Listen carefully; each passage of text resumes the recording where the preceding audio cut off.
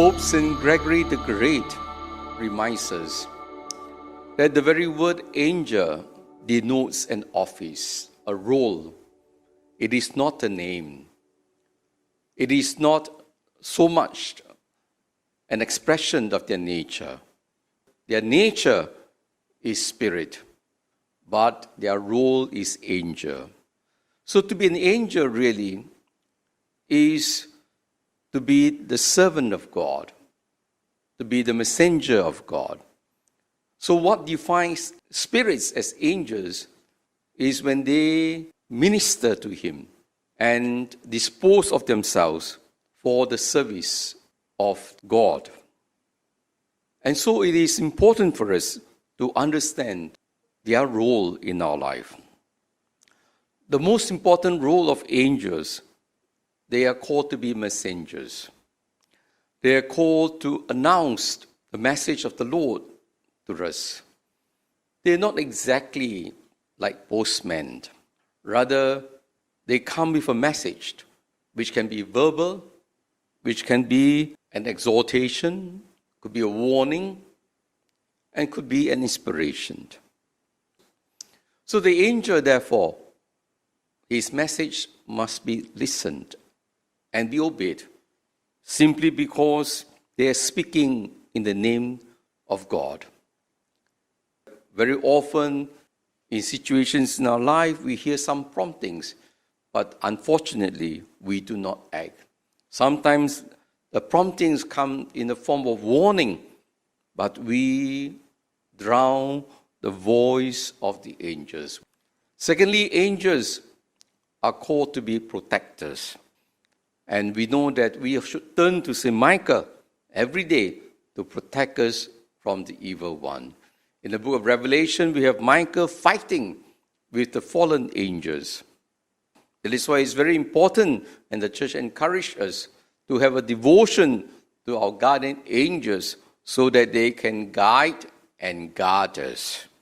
But angels also perform another role. They manifest the presence of God.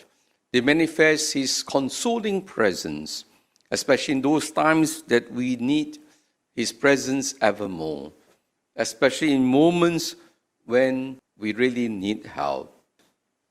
And so it's important to affirm the reality of angels. Unfortunately, many of us today, we have lost this childlikeness in this technological world, empirical world. We want to see, we want to hear. Unless it's something empirical, we will not believe. We want proof. We do not know everything in this world. There are many mysteries, supernatural mysteries beyond human comprehension. Not everything can be solved by human reason alone. And unless we submit like little children in faith to the Word of God, we will not be able to accept the reality of angels. And that is why it's important for us to have this humble faith, that we affirm the reality of angels, because if you don't affirm the reality of angels, you cannot also affirm the reality of the evil one. And the evil one is real, and that is why the greatest trick the devil is playing on the world today is to tell us he does not exist, so that we don't have to be on our defense. We carry on as if the devil is not working in us and through us and around us. And this is the biggest deception in world history.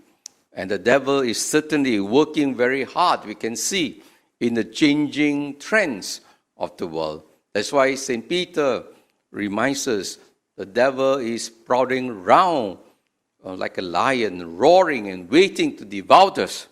That's why we need to be alert. If we do not affirm the reality of the Spirit, then we have lost our identity. Then we become materialists.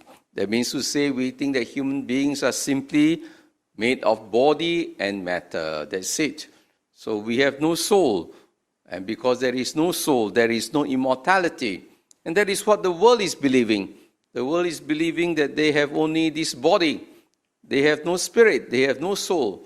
There is no judgment. There is no continuity of life. Let us not just guard our faith in our belief in the existence of angels.